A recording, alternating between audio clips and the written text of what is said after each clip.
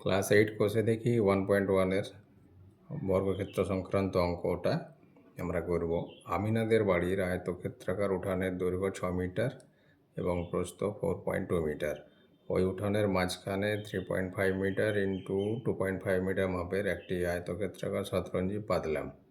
শতরঞ্জি বাদে বাকি উঠানের ক্ষেত্রফল হিসাব করি। তো এই অঙ্কটা আমরা বুঝবো কীভাবে, দেখো এইটা উঠোনটা, উঠোনের দৈর্ঘ্য এই পাশটা 6 মিটার, প্রস্থ এই পাশটা 4.2 মিটার।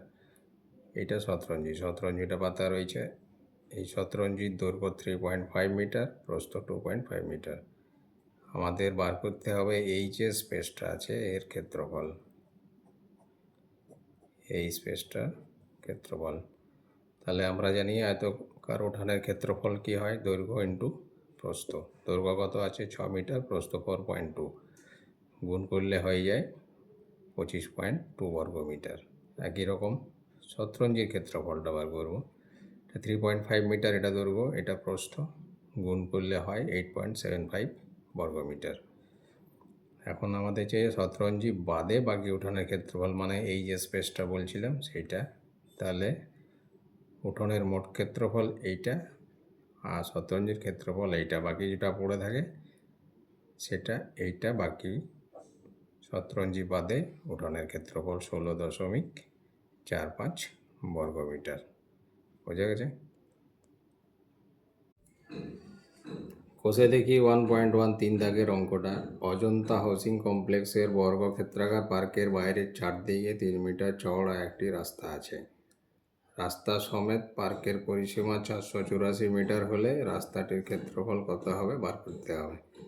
ছবি এঁকে অঙ্কটা আমরা বোঝার চেষ্টা করব।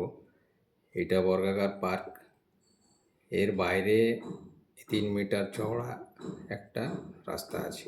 এটা এই রাস্তা সহ 484 মিটার। বুঝতে হবে এখানে বিষয়টা। এই রাস্তা সহ মানে এই পার্টটা ইনক্লুড আছে, রাস্তাটা সমেত পার্কটা, এর দৈর্ঘ্যটা আমাদের বার করতে হবে। তাহলে পার্কটা যেহেতু বর্গাকার, পার্কের বাইরের চারদিকের দৈর্ঘ্য আমরা কী করব, 4 দিয়ে পরিসীমাকে ভাগ করলে আমরা একটা বাহু পেয়ে যাব। অর্থাৎ রাস্তা সহ পার্কের ক্ষেত্রফল কী হবে, বাহু ইন্টু বাহু, 121 ইন্টু 21 গুণ করলে আমরা এইটা পাবো এত বর্গ মিটার। আবার রাস্তা বাদে পার্কের দৈর্ঘ্য, এখন আমরা পার্কের দৈর্ঘ্য পেয়েছি 121 মিটার। এখন রাস্তা বাদে মানে এদিক থেকে 3 মিটার, এদিক থেকে 3 মিটার, অর্থাৎ 6 মিটার বাদ দিয়ে দিলে আমরা রাস্তা বাদে পার্কের দৈর্ঘ্য পাবো 115 মিটার, মানে একটা বাহু। একটা বাহুগুলি ক্ষেত্রফল বার করা যায়। তাহলে রাস্তা বাদে পার্কের ক্ষেত্রফল কী হবে, বাহু ইন্টু বাহু মানে 115 ইন্টু 115 গুণ করলে এটা দাঁড়া যায়। সুতরাং রাস্তার ক্ষেত্রফল, এটা রাস্তা সহ ছিল, এটা রাস্তা বাদে আছে, তাহলে রাস্তার ক্ষেত্রফল আমরা কি পেলাম, এটা থেকে এটা বিয়োগ করলে 1416 বর্গমিটার। কোষে দেখি 1.1 ক্লাস 8 4 দাগের অঙ্কটা। মিহিরদের আয়তক্ষেত্রাকার বাগানের দৈর্ঘ্য 50 মিটার এবং প্রস্থ 30 মিটার। ওই বাগানের মাঝ বরাবর দৈর্ঘ্যের সমান্তরাল 4 মিটার চওড়া একটি রাস্তা বাগানটিকে দুটি সমান ক্ষেত্রফল বিশিষ্ট আয়তক্ষেত্রাকার খণ্ডে ভাগ করেছে। রাস্তাটির ক্ষেত্রফল, এখানে দেখো আমরা ছবিটা এঁকেছি। এইটা আয়তক্ষেত্রাকার বাগান, 50 মিটার দৈর্ঘ্য, 30 মিটার প্রস্থ। ওই বাগানের মাঝ বরাবর মানে এই মাঝ বরাবর 4 মিটার চওড়া একটি রাস্তা আছে। এখানে আমাদের রাস্তার ক্ষেত্রফলটাই বার করতে হবে। তাহলে রাস্তা সমেত পুরো বাগানটির ক্ষেত্রফল দৈর্ঘ্য ইন্টু প্রস্থ মানে 50 ইন্টু 30, 1500 বর্গ মিটার। এবার এটা হওয়ার জন্য কি এটা দুটো পার্টে ভাগ হয়ে গেল বাগানটা। তাহলে এক খণ্ড আয়তাকার জমির দৈর্ঘ্য 50 মিটার, কিন্তু প্রস্থটা দেখো, এইদিকে প্রস্থটা কি হচ্ছে, এদিক থেকে 4 মিটার, এদিক থেকে 4 মিটার বাদ চলে যাচ্ছে। তাহলে 30 - 4/2 এটা করলে হয়ে যায় তোমার 13 মিটার। তাহলে রাস্তা বাদে দুখণ্ড জমির ক্ষেত্রফল, যেহেতু দুটো পার্ট আছে, 2 × 50 × 13, তাহলে এটা হয়ে যায় তোমার 1300 বর্গমিটার। এটা রাস্তা বাদে দুখণ্ড জমির ক্ষেত্রফল। তাহলে রাস্তার ক্ষেত্রফল কী হবে? সমস্ত জমির ক্ষেত্রফল আর দুখণ্ড জমির ক্ষেত্রফল বিয়োগ করলে আমরা পেয়ে যাচ্ছি 200 বর্গমিটার রাস্তার ক্ষেত্রফল। 4-এর দুটো পার্ট আছে, একটা এ একটা বি।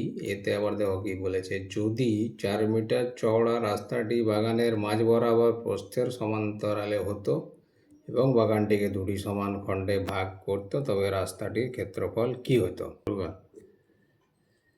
আমরা এখানে আরেকটা ছবি এঁকে নিয়েছি, দেখো ওই একই 50 মিটার প্রস্থ 50 মিটার দৈর্ঘ্য 30 মিটার প্রস্থ।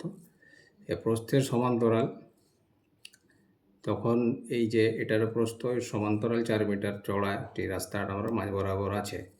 তাহলে রাস্তাটি যখন প্রস্থের সমান্তরাল, তখন রাস্তা বাদে জমির প্রতি খণ্ডের দৈর্ঘ্য, দুটো পার্ট হয়ে যাচ্ছে।